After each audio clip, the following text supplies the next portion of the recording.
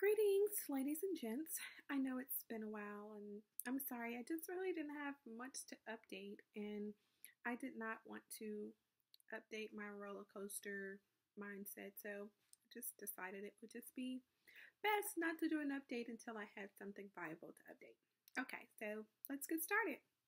And by the way, happy belated Thanksgiving. I hope everyone enjoyed a great time with their families. So let's get started. So, my last update, I think I mentioned that I wasn't feeling anything. That still hasn't changed. I still haven't had any side effects from the medication. I don't feel sick. I don't feel moody. I don't feel anything. I honestly just feel like I'm injecting water into myself. I know that it's working, and that's kind of what the past few days has been about, is whether or not this is actually working. Today I did get confirmation that it's working, but I don't feel anything. I don't feel any different. I haven't had much bloating. My clothes still fit the same. So, I don't know. I guess it's kind of just doing what it does when I've been pregnant before. I didn't, have side effects or anything. So, I didn't know that I was pregnant. But okay, let's get started. So, recap, cycle day 1, I just took the Lupron. And then cycle days 2 through 4, I started my protocol, which was the Ghana F in the morning and the evening, the Minipur in the morning and the evening, the Lupron only in the morning. And then cycle day 5, which is where we are now, which is November the 21st.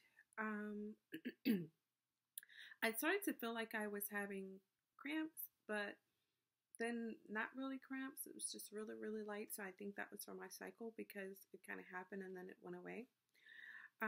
Same thing for cycle day 6, kind of like very mild twinges, kind of sort of like, but again, it only happened at night and then it didn't happen again. And that was November the 22nd. So I think I was mistaking those for just things that my body do during my cycle time. It's just this time I was more in tune for it because I was looking for symptoms. On cycle day 7, which was November the 23rd, I had my doctor's appointment at 9:15, and there were 5 follicles. When I got the call for follow-up, they canceled my appointment for cycle day 8 and told me to keep doing the same meds, which was November the 24th. On cycle day 9, and I'm sorry, I keep looking down because I have my notes here on my phone, so I'm sorry, it's just doing all kind of weird stuff. So I'm just trying to read it from here. On cycle day 9, November the 25th, I had an appointment, and she said they are growing. The weird thing is, which is where the discouragement kind of came in at, is I went from 5 follicles to possibly 2 follicles, one on left, one on right, but then they wasn't sure if they were follicles or if it was fluid. I guess because it was still small. My ET levels at that time was 189, so they told me they canceled my appointment on November the 10th, on cycle day 10 and 11, which was November the 26th and 27th. And then I went back in on November the 28th, which was yesterday, which was my cycle day 12. And when I went in on the 28th, which was Saturday, I have 6 follicles. So she said what they thought was fluid wasn't actually fluid. It's just that it was too small to tell. Now that the follicles have started to grow, they can officially say that there are 6 there. So between the 23rd and the 28th, which is 5 days, I got another follicle to grow. So I'm at 6. I have 5 on the left, still 1 on the right. And their size range is size 13 to 15. And she said they consider, they would like to see them at least at 18, but they have had pregnancies from follicles that are size 14.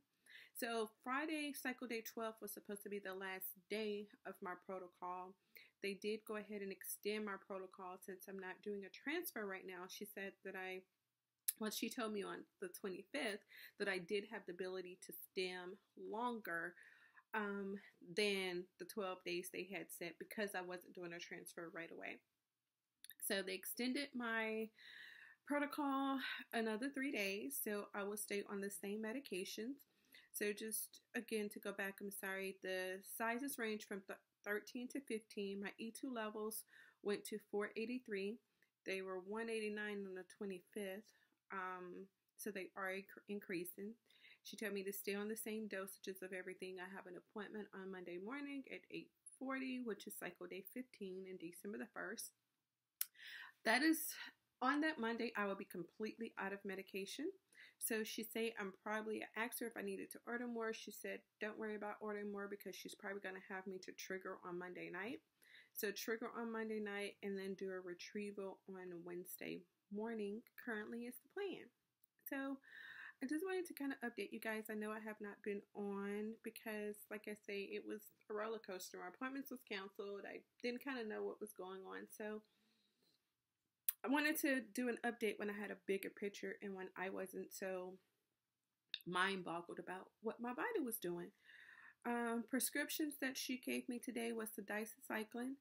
I have that I start the day prior to, the night before retrieval. And then she gave me something for pain that she said I may not need it. Some people don't, but she wanted me to have something just in case. And she gave me a prescription for nausea. I don't know what the medications are because I dropped them off. And I won't pick them up until later this morning. But those are the 3 medications I have. But other than that, I feel great. Like I said, I don't feel anything. So I have been wondering whether or not it's working. I've been eating the same, trying to make sure I get enough protein intake. I eat a lot of fruits and vegetables anyway, so that hasn't really changed. I'm still doing those same things, but that is all. I don't think I have anything else. That's absolutely everything. So for those of you that did not get your BFPs this cycle, do not give up. I've already set my mind that, regardless to what happens this cycle, if this cycle is successful, yay, I am still going to do another IVF.